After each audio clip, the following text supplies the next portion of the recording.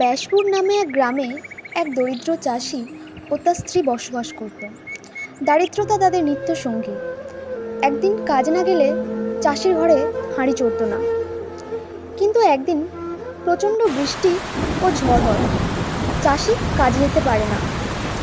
সেই দিন তাদের বাড়িতে এক ভিক্ষুক উপস্থিত হন এবং তাদেরকে বলে কিছু ভিক্ষা দেওয়ার জন্য। ও চাষির ঘরে কিছু থাকে না, কিন্তু তাদের মন উদার হওয়ার জন্য তারা সেই ভিক্ষুককে কিছু চাল ভিক্ষা দেয় ও তাকে আতিথেয়তা করে।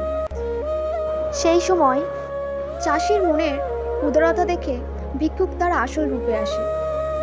তিনি ছিলেন একজন দেবতা।